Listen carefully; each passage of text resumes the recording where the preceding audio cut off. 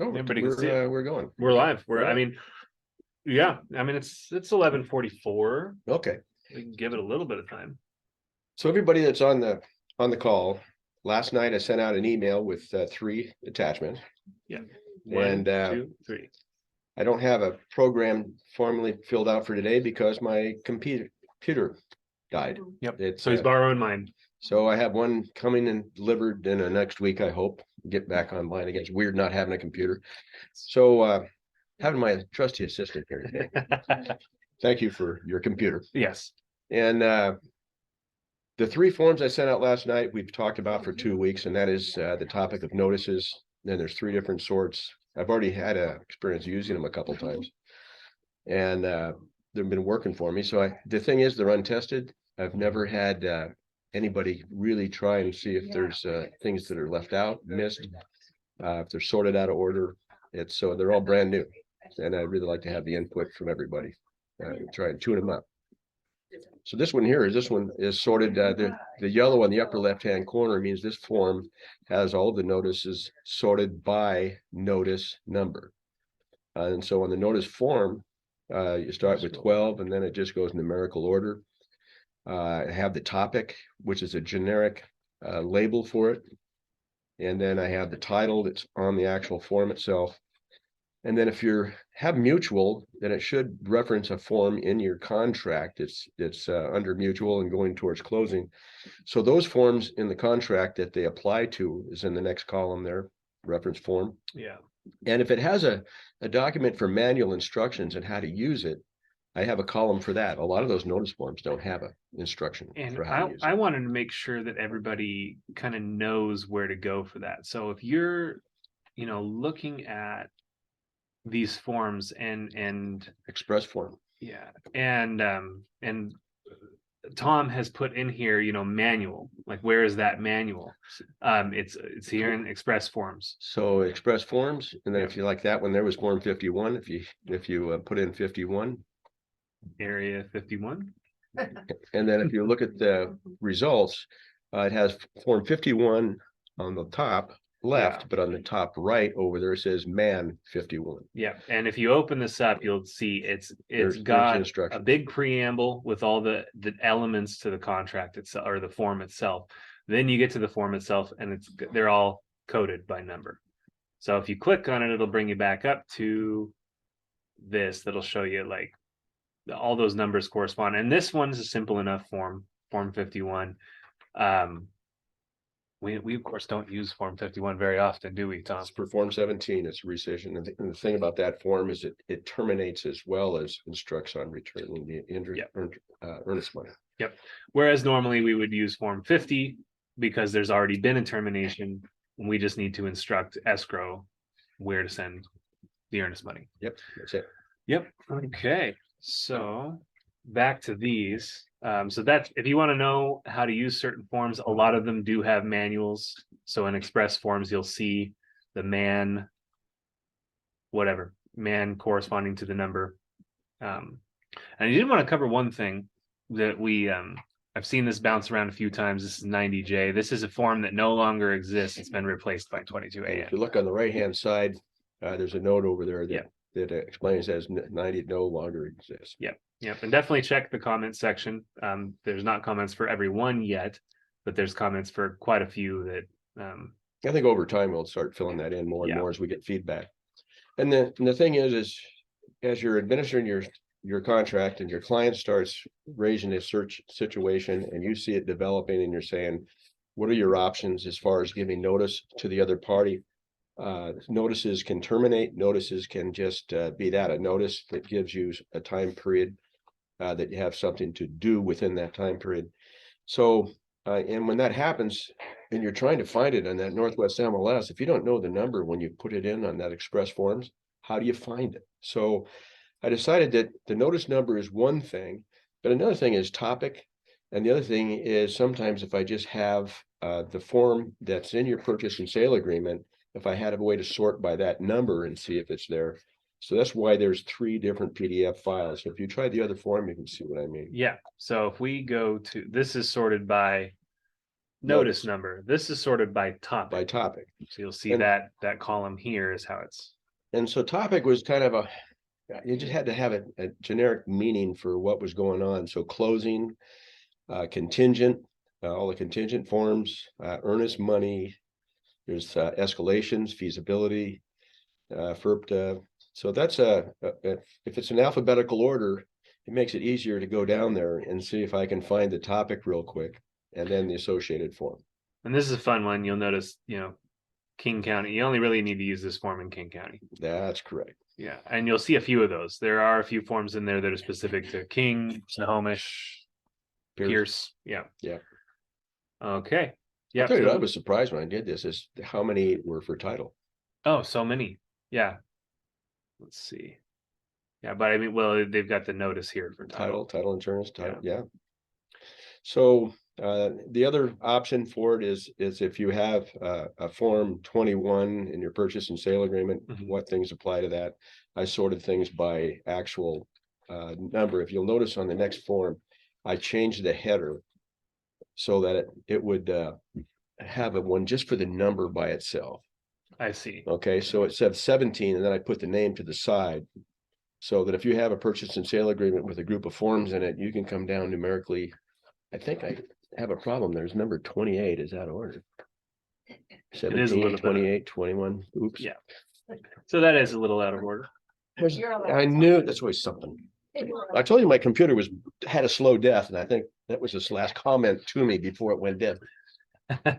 So this one is a few more pages long. Right, because I broke them apart. Because the formatting, yeah. Because you might have a form that's related to form 21, 25, for land, for residential and condo. I see that. So I separated it apart so it was sorted out and group them that way. Okay, this is good.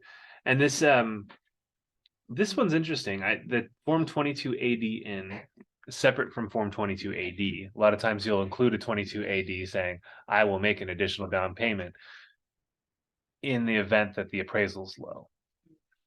Does that automatically happen if they've got a 22 AD in? Or a 22 AD, sorry, 22 AD in, that wouldn't just be for appraisal. Would that also be for if they found out from the lender that they need more down payment? Well, that's where you want to go. That one has a manual. That one has a manual. 22 ADM. And do these manuals give you good examples of like when to use certain things? They lack in that department, but sometimes they do have associations for what the purpose is. This is a good example. Just looking at this, yeah. Use this notice for increased down payment identity. So this would be in conjunction with 22 AD. Yes. Which is interesting. I've been around a few transactions with the 22 AD where they needed to use it because the appraisal was low and they simply just made an additional down payment because they agreed to do it. Right. They didn't actually use this notice. Yeah, I thought you only needed to give notice of like if you were doing less than what you put on the financing. Well, this one is a notice for increased down payment. That's what I'd say. I didn't really think that was necessary because the seller just wants to know you're at least putting as much down as you said you were. Yeah, I guess I thought this is an interesting one because the 22 AD in a way takes care of this, but this is a notice.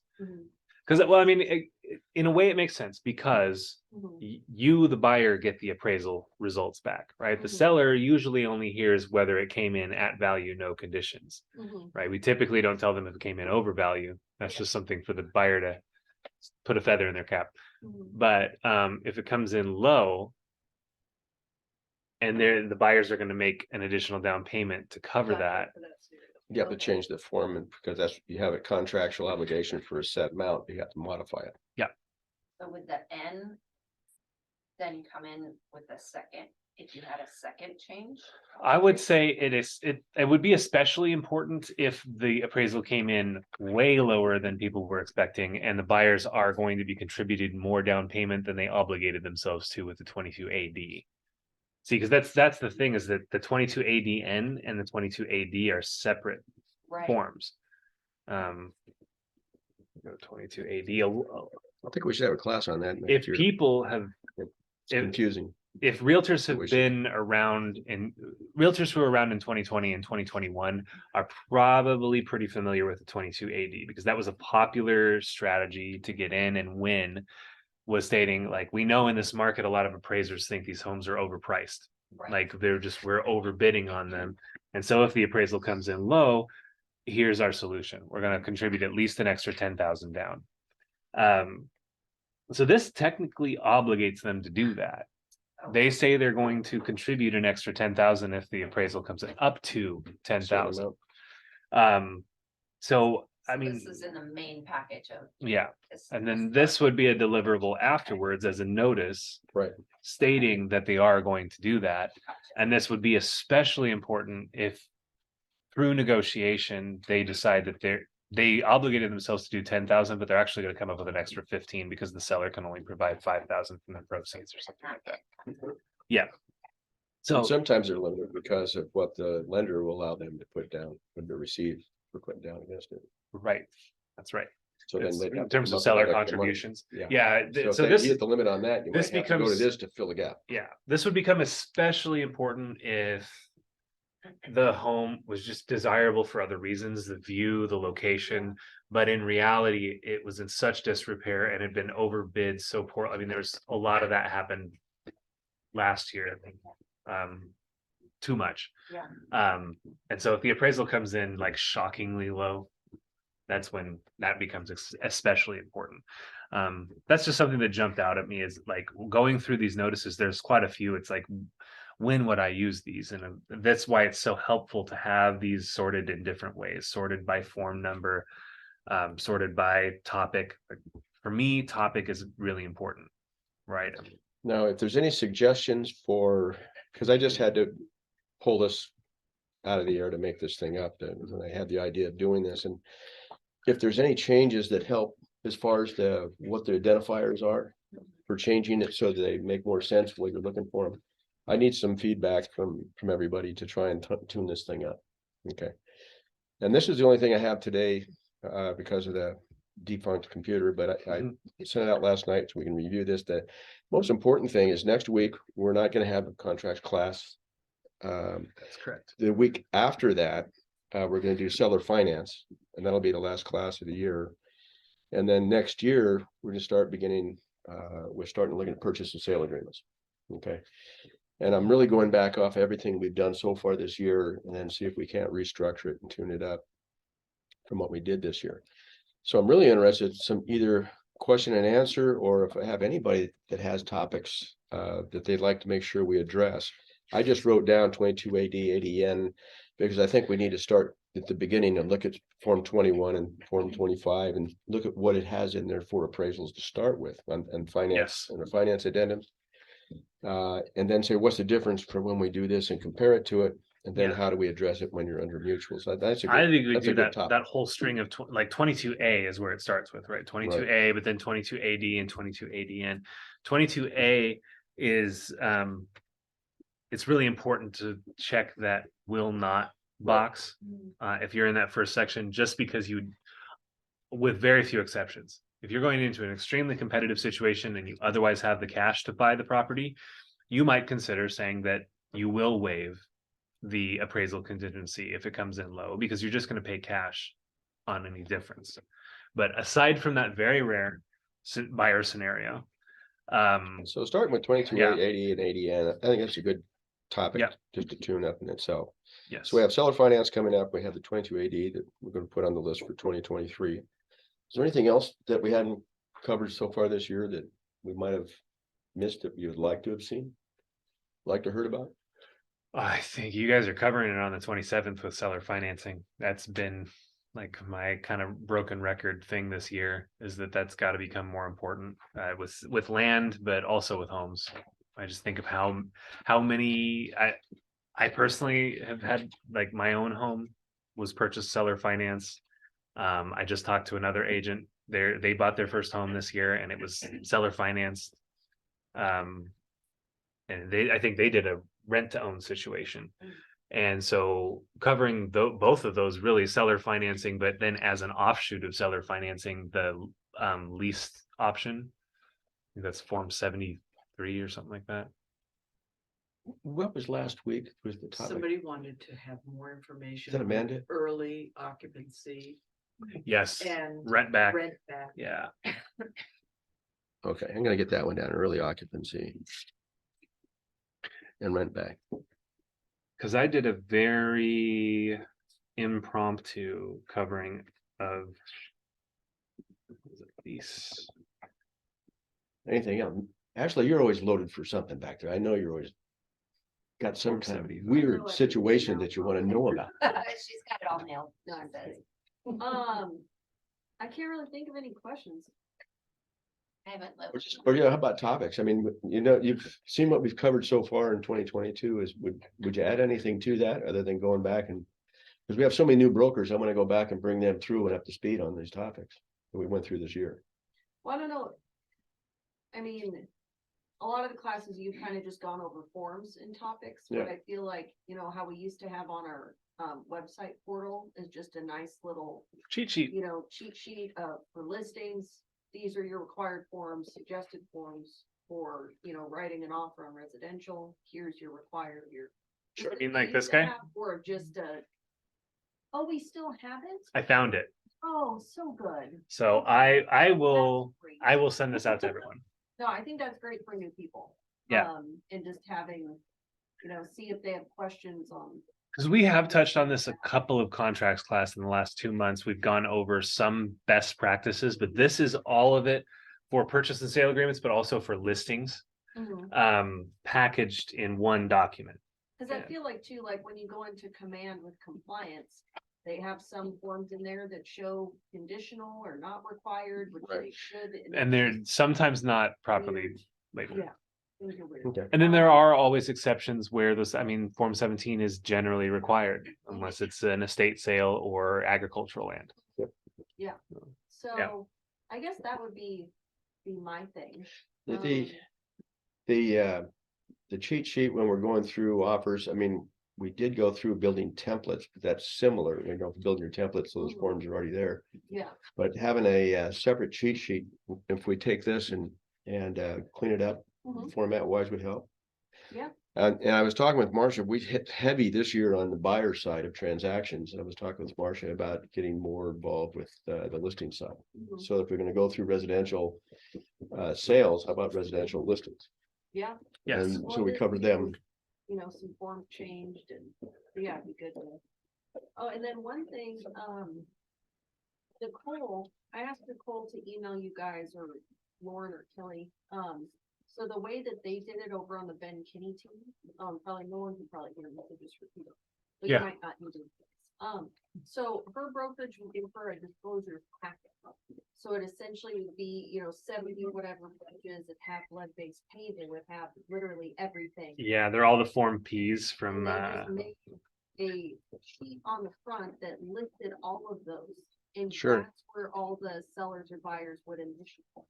So instead of figuring out per deal what disclosure, she just gave this packet to everybody. And I mean, it had a It's- really nice it's layout. this whole thing. So it's got law of agency, lead-based, mold, all the short sale stuff, although I think Yeah. that's really only important if it's actually a short sale, but then wire fraud alert. Well, and she put like buyer's agency agreement and like, Ah. I told her to send over an example, but it, you know, instead of initialing all of these things, it was just, they made their own sheet. They Interesting. easily made Sure. one to just initial one Oh. page. So they actually did deliver all those pamphlets, but then they just had a sheet that listed the pamphlets they delivered and said, I've read and received.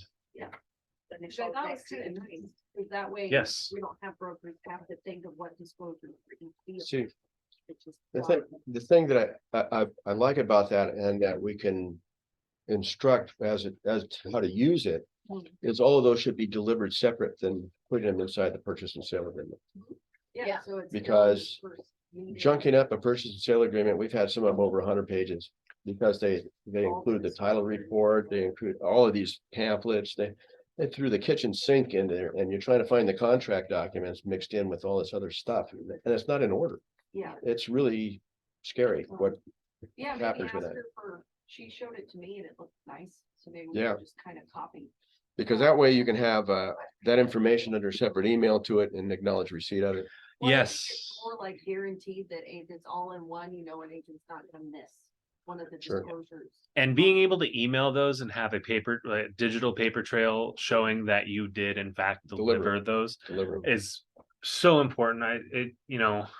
I'm still, it happens because of the area we're in, and just some people's clients, if they're of a certain disposition that doesn't, they're not digital friendly. A lot of people still want wet signatures, and if you're going out for wet signatures and you manually hand those documents to them, still best practice to get an email from somebody If you and can do that, just say, because have your otherwise initials. you've got no real record. I mean, yes, you can get initials, but even then they could say, oh, I never actually received the things that are on this paper. I don't know No, I mean, how likely is it that would ever happen? I don't know. you'd want an initial actual document. Yeah, just Yeah. one on every page. No, Yeah, just yeah, the front page. yeah. Yeah. No, you want one on every page, don't you? If it's, You want to be able to scan if every it's a one in. continuous document that's numbered 1 through 12, all the way through, and you initial the front one, you're probably okay.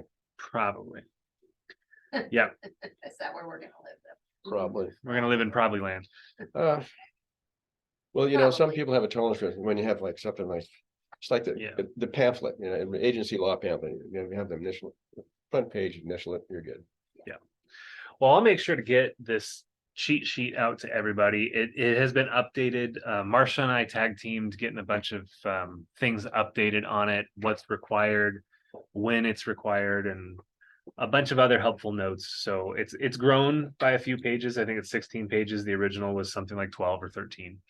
But it really does kind of break down what you need for each type of purchase and sale agreement, residential, vacant land, manufactured on leased land, and condominiums. And then basic listing agreements, same deal, residential, vacant land, leased land, and condominium. If you've got some oddball ones out there, multifamily or commercials that an odd beast. I've been party to 1 or 2 of them. But if you need to do commercial listings or commercial purchase and sale agreements, reach out to Tom and Russ and everybody. That's if you've got something that's out of left field that we don't have a cheat sheet for, it's probably a good opportunity for you to reach out. And I think we will need to update that one. It's like buyer's agency agreement. Yep. Should have it nowadays. Yeah. Should have recommended. Yeah, so there's that since October, there's a couple things that are major in that to be adjusted to. Yeah, especially since this is going to be going to newer. Yeah, I mean, there we go. Yeah, I mean, you're probably going to have some fight on that. But for newer agents that are receiving instruction on this, I think Yeah. it's good to put it out there that it's required Mhm. because it will save them. So for today, Mhm. Chris, is there any topics that you'd like to see? I'm gonna talk to everybody that's on the line here.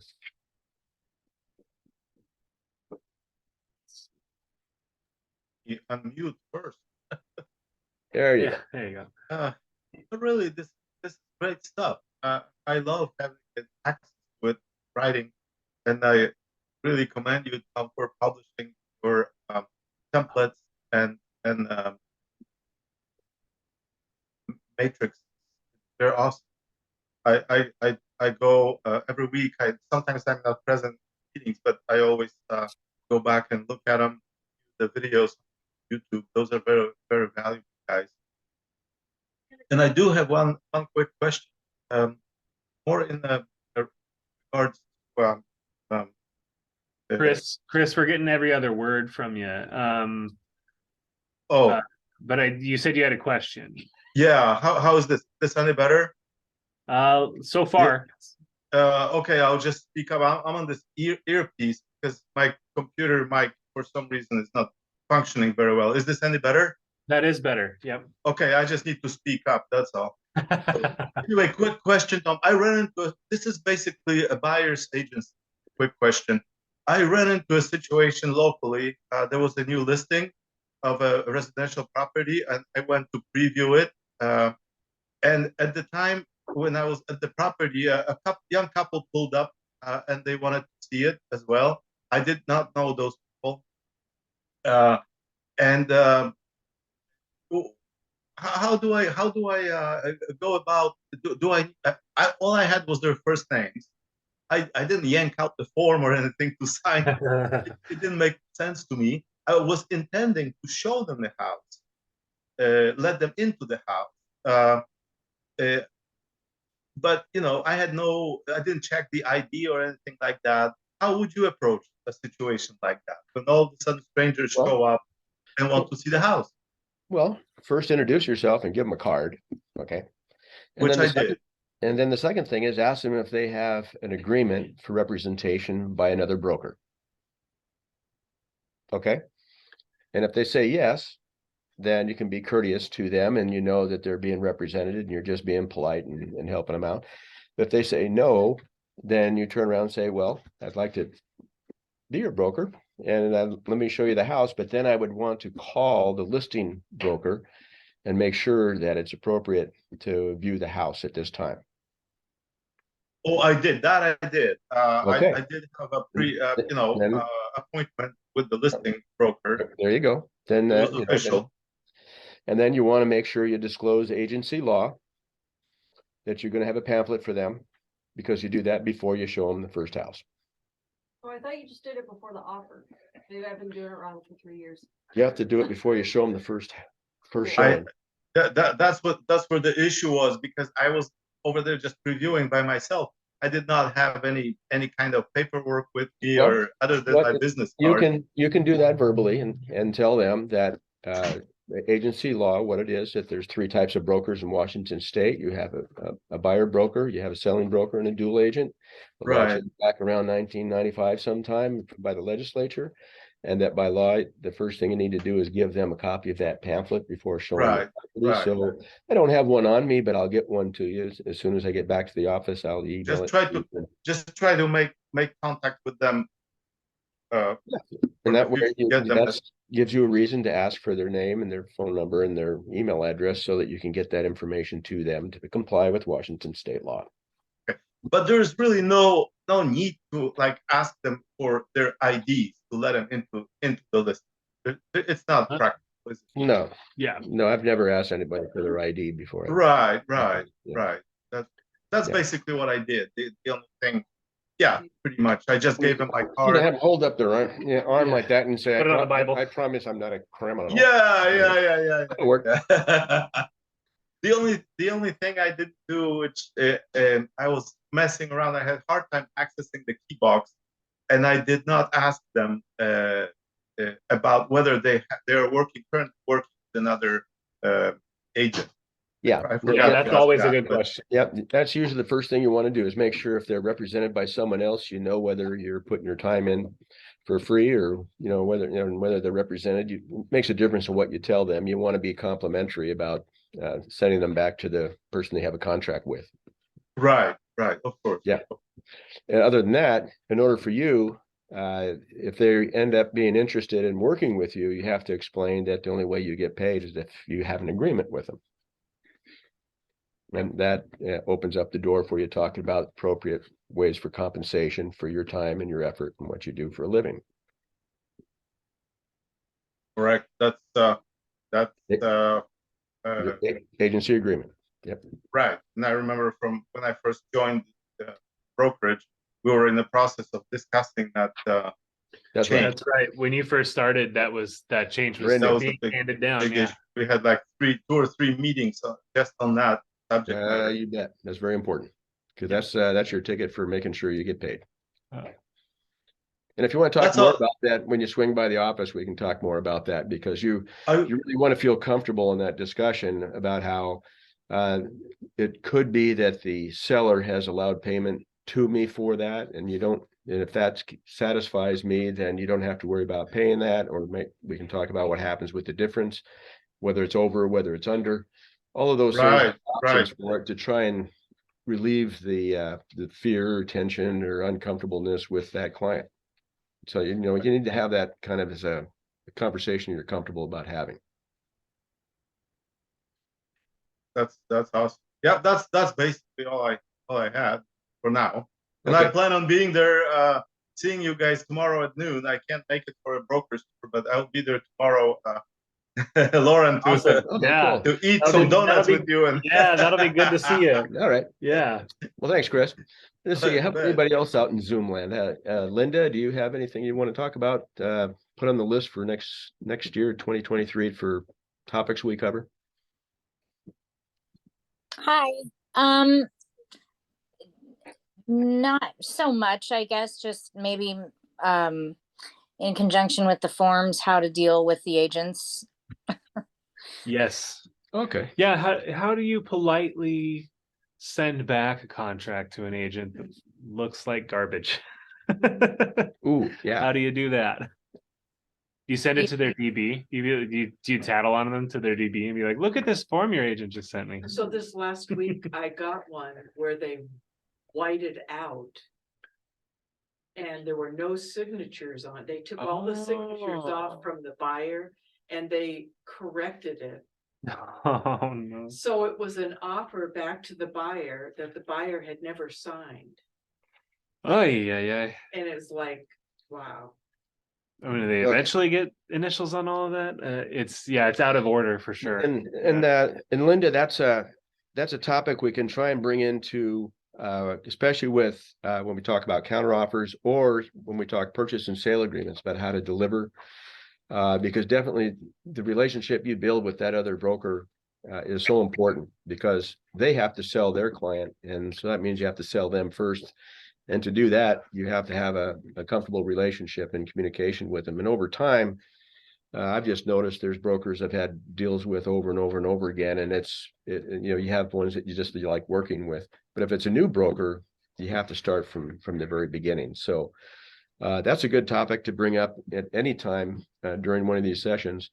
And then one of the things that I have learned is that if there's something that is uncomfortable because it's an error, because maybe it might be their deal that they don't know how to fill out the forms correctly, that's some of the things we've passed out this year, where if you send them something like a hotline question and answer from Annie Fitzsimmons that addresses that topic, Has a little more authority. then you kind of say, you know, I was looking at how the form was filled out, and here's the question and answer that I saw from Annie Fitzsimmons. I'd like to talk to you about that, because I think this way we can make some adjustments to make the contract more in line with what we should do. And it kind of makes it easier to talk about it, because you're pointing to a Q&A from our real estate lawyer, rather than you being the authorities on that answer and that response from the hotline. But those are some things that we can talk about. That'd be good. I have a note down here to address that in our classes. Okay, Thank you. Yeah, thank you, Linda.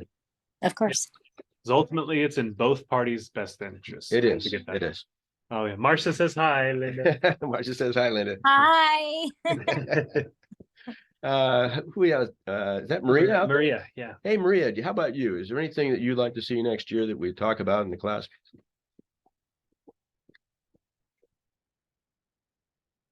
Okay, since Maria's not talking, when we Maria. started this process in March, she has exceeded all expectations. Oh, She yeah. does such a beautiful job.